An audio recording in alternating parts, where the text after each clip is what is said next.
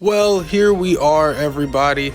I've spoken a lot about Mortal Kombat 1 in the lead up to release, and that was with me trying not to talk about every single little thing. But now here we are with what should be my final time talking about Mortal Kombat 1 on this channel.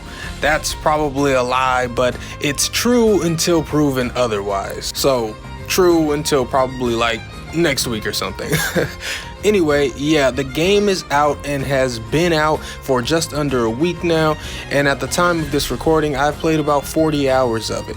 And while I'm certainly not done playing the game altogether and plan on trying out even more characters more thoroughly, I've played more than enough to have an informed take on Mortal Kombat 1 in its totality. So I'm gonna go ahead, reel off my thoughts about this thing, so you'll likely hear some of the good, some of the bad, and some of the indifferent facts. Don't forget to like the vid if you end up enjoying, maybe even subscribe, but either way, I'm gonna stop wasting time with intros and talk about MK1. Oh, and there are big story spoilers in this video, so I'm warning you right now, big old story spoilers. If you don't want to be spoiled, get out of here.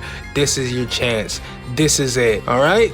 There's your shot. I'm moving on. Here we go. So right from the start, let's talk about the best part of MK1. The absolute best thing about MK1 are the bones of the gameplay, the framework of the actual fighting. As it should be. That is the most important thing, and they've done it very well.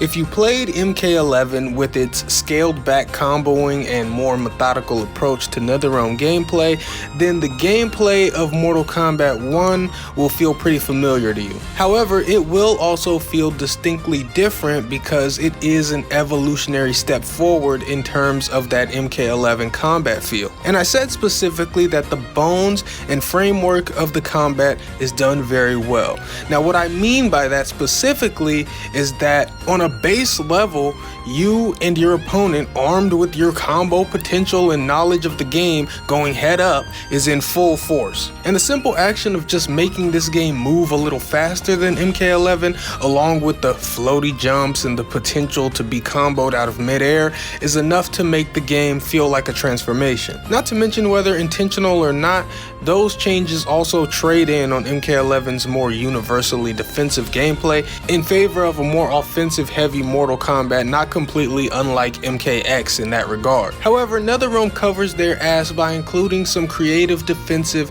and utility options in their cameo system. Whether you need to nullify projectiles, quickly retreat, or anti-air your opponent, there's probably a cameo that does what you need. Strangely enough, it's actually in the offensive part of the cameo system that it trips up just a touch, with a lot of the cameo moves not being something you can control your own character during. In a lot of cases, your character will stand by and strike a pose while your cameo activates their move, effectively making the move just something to toss out there, and if you get lucky, you get lucky. And then there are other moves that can happen in tandem with your own free movement and actually allow for the creativity the cameo system is going for. Now, on the surface, I understand why you can't freely act during every cameo attack, because the potential for some of them is entirely overpowered, but I can't help but feel they've chosen to lock an awful lot of moves that wouldn't be overpowered at all by allowing free movement, and a good amount of moves that they've chosen are rendered pretty useless without free movement. So while the cameo system is a cool new fun idea, I personally don't think it's as effective as it was intended to be, because it's not hard to go a whole match forgetting that you have a cameo at all, and the threat of it from your opponent's end doesn't always feel present even when they're using it. But yeah, altogether, when you sum it all up,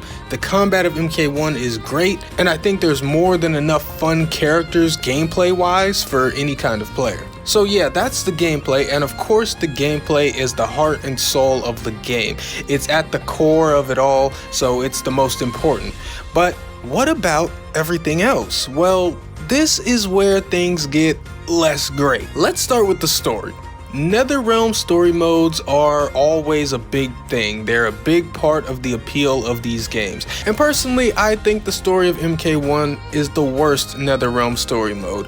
I don't think it's outlandishly terrible, but it's not very good. Being approached as just a dumb, fun, silly little fighting game story, I'd say it's entertaining enough to have, a pretty good time. But if you care about the lore, the characters, where the story will actually go, the art of it all, well, you're gonna be disappointed. The bright spots for me in that regard are Johnny Cage, who is fun and entertaining every time he's on the screen, as well as the changes made to Baraka from grunt bad guy to a sort of tragic anti-hero. Other than that, we're making a lot of obvious and or bad plot decisions that just dilute the entire lore of Mortal Kombat, and ironically do so while trying to build a new lore. The worst of all of it has to be how the story predictably leaps into this multiversal, infinite timeline trend bullshit. Something that stopped being even a little bit creative right after the MCU did it. Multiverses and infinite timelines and such were cool when it was just DC and Marvel Comics, and they earned that. DC, for example, over the years had to keep reinventing its characters for a new audience to keep up with the times, but there were still people attached to how those characters used to be. And they reinvented these characters so much that they created a canon reason as to why, and used the multiverse as a way to validate the things that they moved on from, to show people that those things count and they matter, but they're over. Whereas Mortal Kombat 1 is the complete inverse and manages to invalidate the entirety of Mortal Kombat's storytelling by the end of it. The prospect of Kronika returning was a far more intriguing story pull than it's just Shang Tsung again, because we know so much less about Kronika. Her motivations could have completely shifted now that she's not in the seat of power. Or maybe it could have been as simple as she's trying to reclaim her hourglass that Liu Kang relinquished. Any of that would have been preferable to this across the combat verse bullshit that we all kind of knew this was gonna turn into. It's literally the Aftermath DLC on steroids and crack.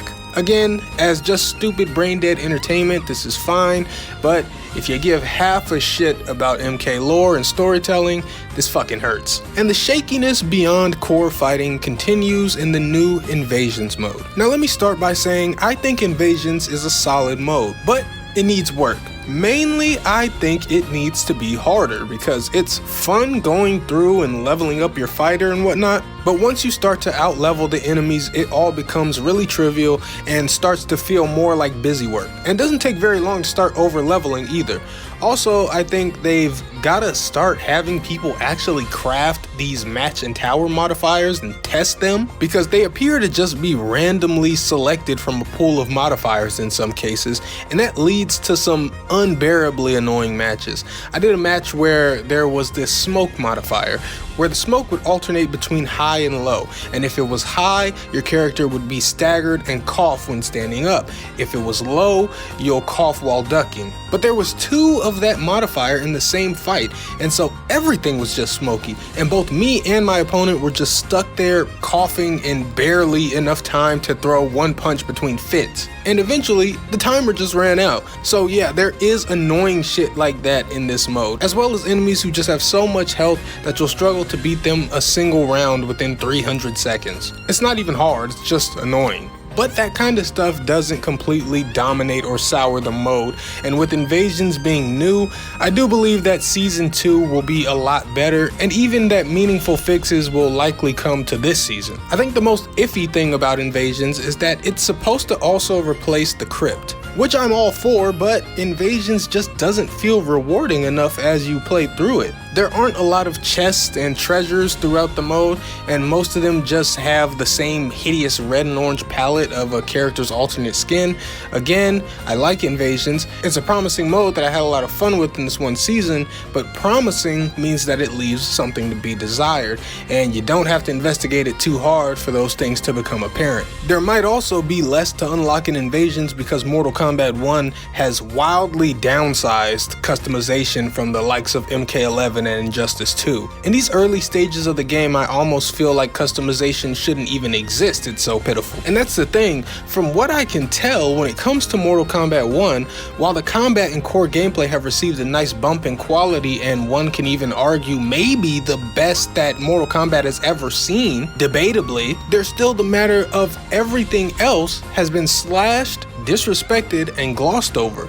In a lot of ways, this feels like a regression. I mean, even the interactions before fights that are in all these NetherRealm games have been tucked away and hidden. They don't trigger in any game mode except for local and online versus. And rather than the typical 3 lines of dialogue where someone says a thing, the opponent replies, and then there's a final rebuttal from the first guy, it's just this weird, stale, unceremonious 1 line per character that feel like these unfinished conversations being had. It's kinda awful and damages the showcasing of personality that MK used to have. But of all these things that have been downgraded and half-baked, the very worst of it all has to be the art direction, or lack thereof. In my opinion, Mortal Kombat 1, in an immediate visual sense, has nearly 0 personality. And pin that phrase to your brain, immediate visual sense.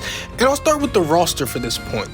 You look at the roster, and they are visually boring. It looks like normal ass people from up the street, the fighting game. Just about every playable character on the select screen just looks like some guy. It is the least visually stimulating bunch of shitheads I've ever seen. But waifu Belector, what about Natara? Yes, Natara's there. She looks like normal lady has wings. Who fucking cares? What about Shao Kahn?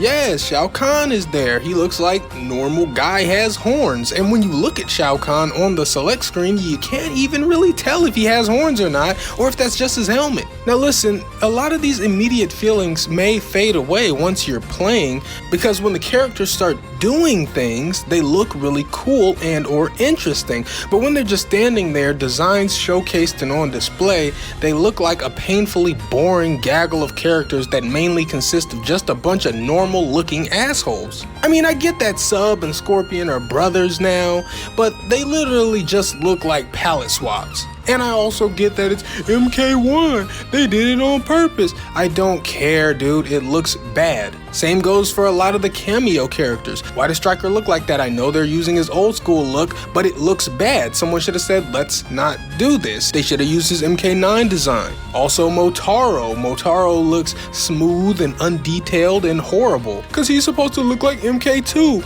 It looks bad. I don't care that you're trying to harken back to the old days. It looks bad. Don't do it. Don't use terrible MK2 designs, and don't palette swap your 2 flagship characters, Scorpion and Sub-Zero. And the design's not very good to begin with.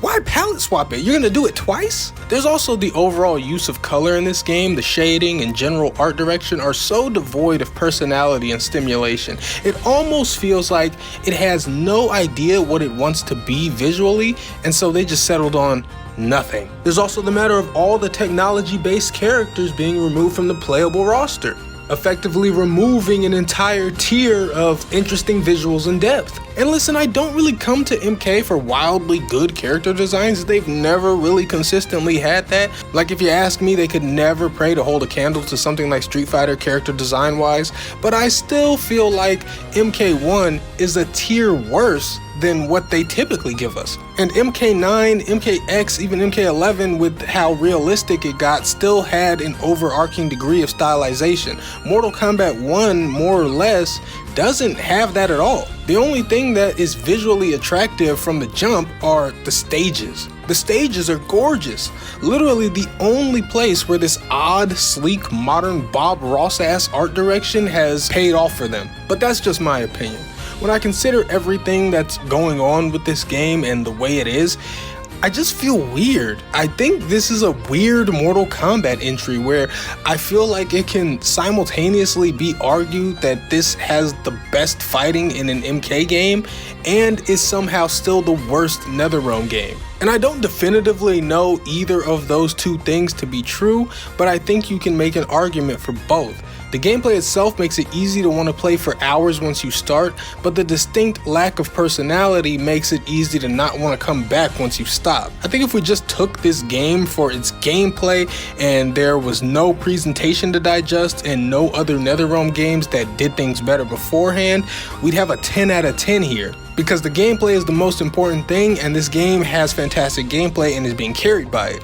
But here in the real world, I can't pretend that everything else doesn't exist. So in reality, I feel like we have a game that plays like a beast, but makes such an astronomical amount of smaller errors until its quality has been chipped away at so thoroughly that it's no longer the 10 out of 10 that its core would suggest. And yet, remains fairly great despite foregoing everything that it takes to go beyond great and be truly fantastic.